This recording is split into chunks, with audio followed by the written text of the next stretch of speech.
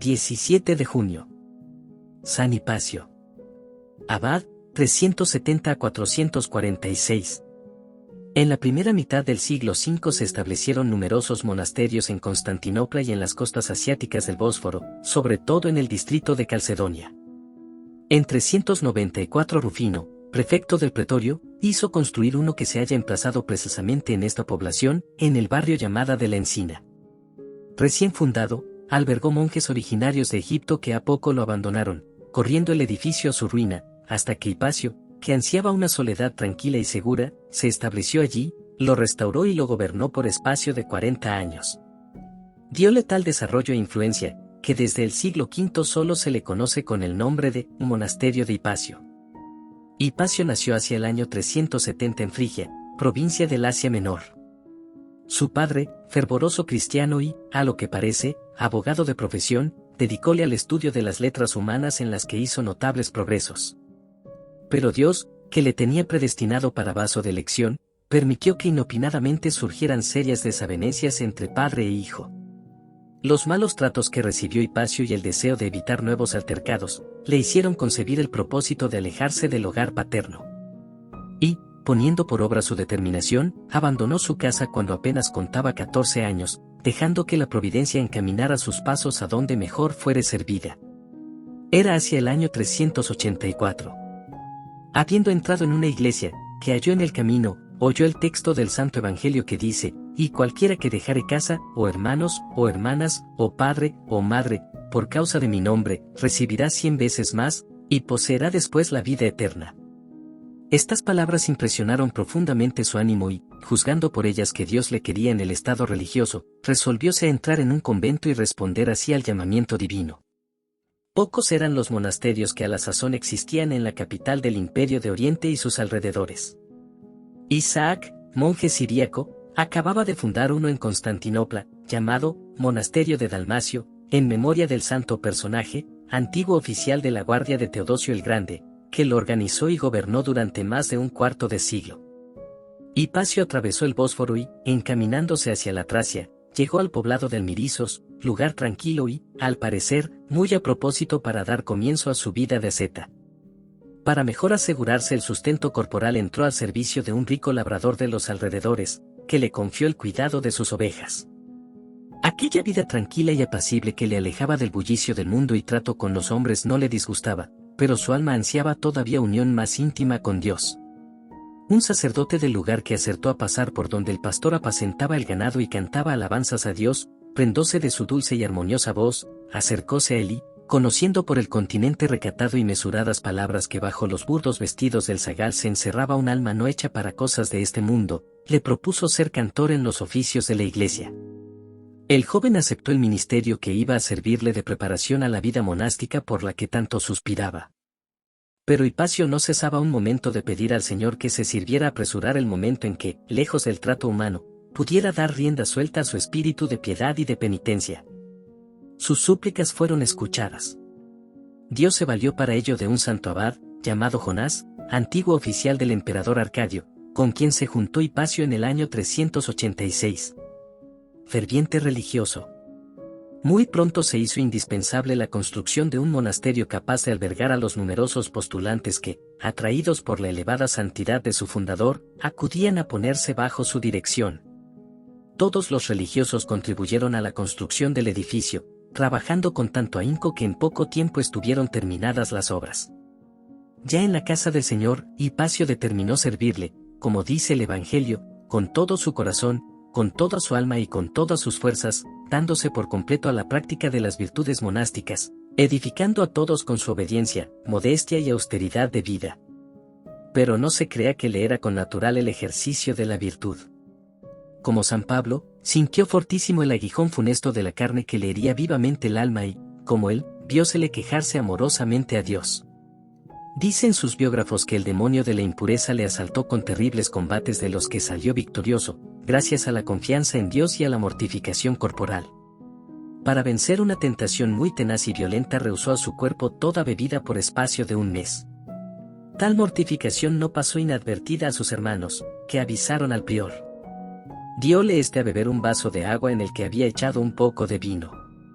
No puede fácilmente imaginarse la repugnancia que sentiría nuestro santo a tomar aquel refrigerio, tan opuesto a sus propósitos, y más sabiendo que en su vida había probado el vino.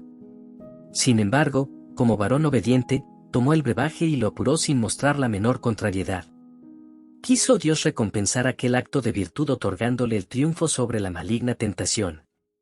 Confióle el abad Jonás el cuidado de los religiosos enfermos, y fue tanto su celo que no contento con atender a los del monasterio, pidió a su superior que le permitiera cuidar a sí mismo de los que yacían en el lecho del dolor en aquellas cercanías, carentes de asistencia facultativa. Obtenido el permiso, se multiplicó, por decirlo así, recorriendo todas las aldeas vecinas para prodigar sus cuidados a los enfermos y, si encontraba alguno abandonado en el campo, cosa muy frecuente en aquellos tiempos, lo cargaba sobre sus hombros, lo llevaba a la puerta del monasterio e iba enseguida a la celda del abad, a quien suplicaba con lágrimas en los ojos que le permitiera recogerlo. El abad le otorgaba el permiso y entonces Hipacio le colocaba en la mejor celda del convento, asistiéndole con maternal solicitud. El convento de Rufinianos. La tranquilidad de que gozaba en el claustro fue alterada por la inesperada visita de su anciano padre, cuya existencia estaba acibarada por un pleito injusto que amenazaba los intereses de familia. Obtenida licencia del superior, partió Hipacio para Constantinopla en compañía de su padre, siendo voluntad de Dios que la suerte le acompañara en aquel enojoso enredo, retiróse luego a un arrabal de la población, donde llevó vida de asceta con gran edificación de cuantos le trataban. La fama de su virtud llegó pronto a conocimiento de otros dos ascetas, Timoteo y Mosquión, que vivían en aquella ciudad y que, deseosos de mayor perfección, se unieron a él para formar una fervorosa comunidad. Pero Hipacio echaba de menos la compañía de su santo abad Jonás y determinó volverse a su amado retiro. El ruido del mundo me impide oír a Dios, dijo un día a sus compañeros, vuélvome, pues, al desierto, donde no se pierde ni una sola de sus divinas palabras. Nosotros te seguiremos, exclamaron al punto Timoteo y Mosquión. Y los tres, sin dilatar un punto la ejecución de su propósito, se encaminaron hacia las soledades de Frigia.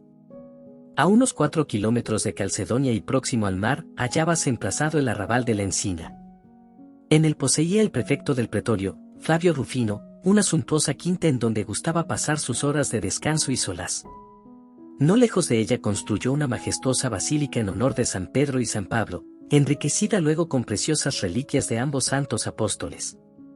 A la ceremonia de la dedicación, 394, acudieron los principales obispos de la Iglesia Oriental, y para realzar la fiesta, el mismo día quiso recibir, en aquella circunstancia, las regeneradoras aguas del bautismo. Junto a la iglesia construyó un grandioso monasterio y para poblarlo vinieron de Egipto, la tierra del Monaquicino, algunos monjes con el encargo expreso de cuidar el rico mausoleo que el prefecto se había preparado en la basílica.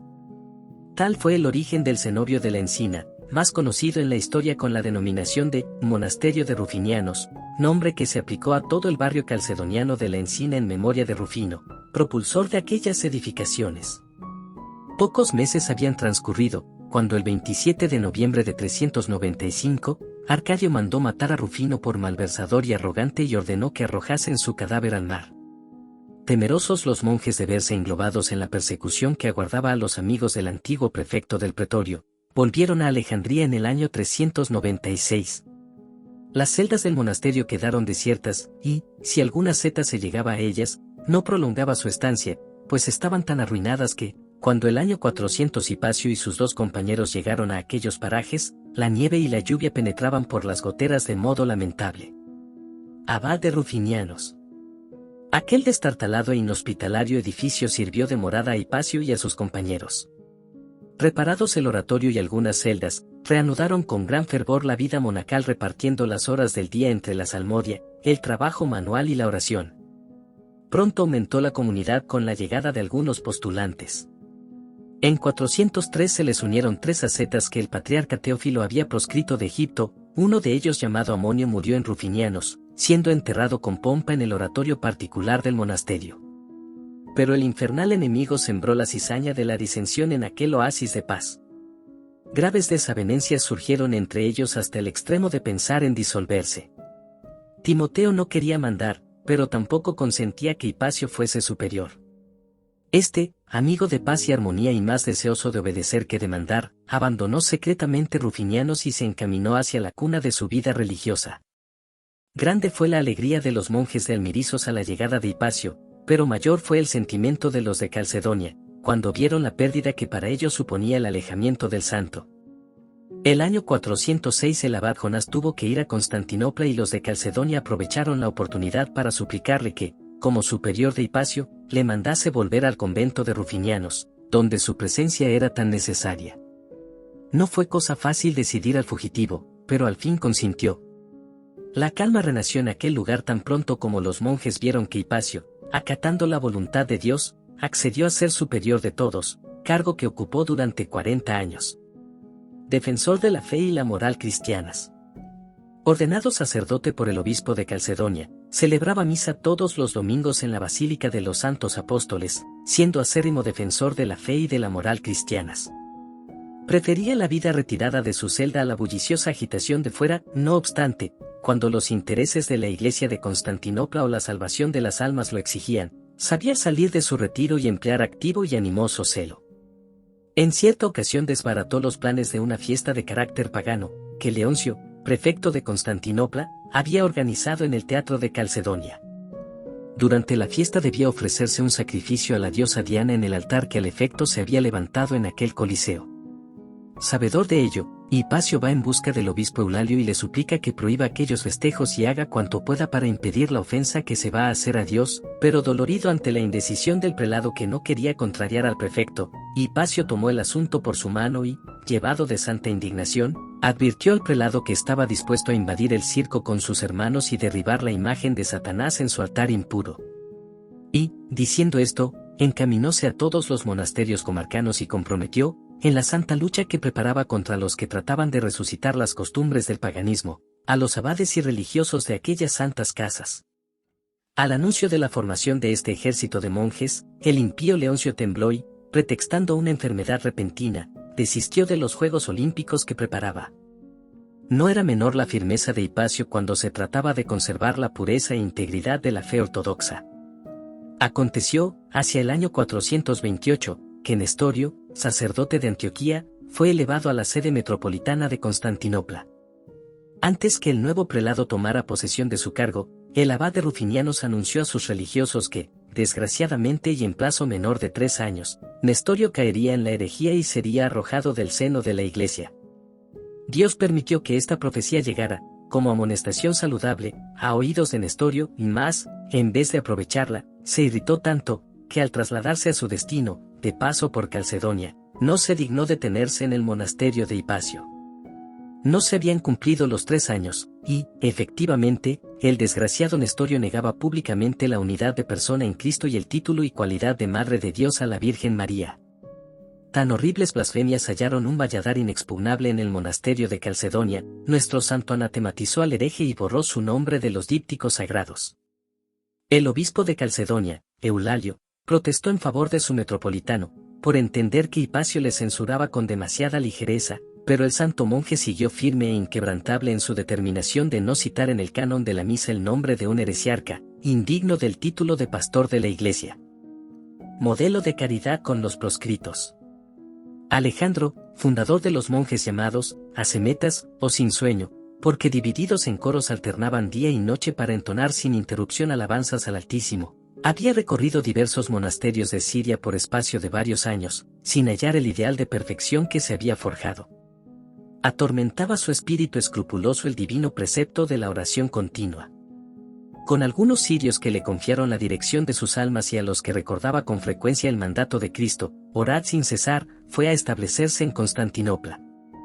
Muchos religiosos, deseosos de mayor perfección y de evitar las distracciones del trabajo por medio de la oración no interrumpida, abandonaron sus conventos para abrazar el género de vida de Alejandro. En poco tiempo hubo en el nuevo monasterio más de 100 de moradores.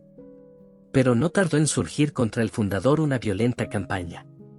Los archimandritas, abades de monasterios en la Iglesia Oriental, no podían sufrir que sus conventos se despoblaran en provecho del de Alejandro. La autoridad eclesiástica tampoco veía con agrado que arraigara aquella nueva doctrina que recordaba la de los euquitas o masalianos. Ese malestar originó la reunión de un sínodo para juzgar a Alejandro, el cual, aunque hizo cuanto pudo para defender su causa, acató el fallo que derrumbaba su obra. Los adeptos que había conquistado en Constantinopla recibieron la orden de reintegrarse a sus antiguos monasterios, los demás habían de tornar a Siria, su patria, en compañía de Alejandro. Los proscritos hicieron alto en la Basílica de los Santos Apóstoles de Rufinianos, a una legua de Calcedonia. Cuando el obispo supo su llegada, enojóse en gran manera y lanzó contra ellos al populacho para obligarlos a salir del templo. Los monjes recibieron rudos golpes, y más que otros el pobre Alejandro, a quien dejaron tan mal parado que no podía ni valerse por sí mismo, ni aun tenerse en pie, en tan lastimoso estado le llevaron al monasterio de San Hipacio. El santo abad acogió a Alejandro y a sus discípulos con religioso cariño. Informado de ello el obispo, dirigió a Hipacio un mensaje concebido en términos imperiosos y amenazadores y envió nuevamente al populacho con orden severa de manifestarse violentamente contra el santo abad y sus huéspedes. Pero la orden no pudo ser cumplida, los lugareños apreciaban mucho al abad para permitir fuesen atropellados injustamente él y los religiosos. Por su parte, Hipacio predijo que la misericordia de Dios lo arreglaría todo, y así sucedió efectivamente, pues la emperatriz ordenó a un oficial de su ejército que se informase detenidamente y actuase con decisión contra los perturbadores. Ello bastó para dispersar al populacho y sosegar el ánimo del irascible obispo. Un piquete montó la guardia junto al monasterio e Hipacio pudo descansar tranquilo, atender a los huéspedes y curar sus heridas. Mientras tanto, se produjo una reacción favorable a los proscritos, gracias al ascendiente de Hipacio y a la protección de la emperatriz. Alejandro y sus monjes pudieron establecerse tranquilos en Gomón, a orillas del Mar Negro, al norte del Bósforo. Vida al servicio de Dios y del prójimo. El cuidado de la santificación de sus prójimos y su celo por la gloria de Dios, no impedían a nuestro santo dedicar gran espacio de tiempo a santificarse a sí mismo por medio de obras de piedad y de penitencia, siendo extraordinaria la vigilancia que ejercía sobre su carne, cuyos movimientos reprimía instantáneamente con rigurosas mortificaciones. Así que llegaba el tiempo de la Santa Cuaresma, se encerraba en su celda, cuya puerta hacía tapiar, dejando solo abierto un estrecho tragaluz, para comunicarse con sus monjes en caso de necesidad. Allí pasaba los 40 días entregado a la oración, alternada con grandes maceraciones y no tomando otro alimento que un poco de pan y unas legumbres cada 24 horas y, cuando llegaba el día de Pascua, salía de su encierro para ir a celebrar el santo sacrificio de la misa en la iglesia de los Santos Apóstoles, a la que asistía gran número de fieles, a quienes comunicaba el extraordinario fervor de que se hallaba poseído al cumplir aquel sublime acto. La caridad de San Hipacio para con los menesterosos que acudían a las puertas de su monasterio no se medía por la abundancia o escasez de provisiones que en él había. A todos cuantos llegaban a pedir limosna se les daba su correspondiente ración, a veces, para dar de comer a los demás, se privaba el de su propio alimento. El Señor recompensó el gran amor de su siervo otorgándole el don de milagros. Quiso Dios galardonar la austera y laboriosa vida de Hipacio con la recompensa de los justos. 80 años había vivido, cuando la enfermedad le visitó por última vez. 10 años antes de su tránsito al cielo ya había estado próxima para la aurora de la eternidad, pero un novicio angelical, postrado a los pies del lecho del bienaventurado Hipacio, ofreció su vida por la del santo abad, y Dios aceptó el cambio, llevándose al joven novicio a las mansiones celestiales y dejando 10 años más en la tierra a Hipacio, a fin de que aún le siguiera conquistando más almas para el cielo. Cumplido el plazo señalado para su redención, el moribundo abad anunció a sus monjes el inmediato fin de su destierro en este mundo y se hizo llevar al oratorio para recibir la Sagrada Comunión. Poco después descansó en el Señor. Era el año 446, y probablemente el 30 de junio. Su cadáver fue enterrado junto al demonio en la iglesia del monasterio. El martirologio romano hace mención del monje frigio el 17 de junio.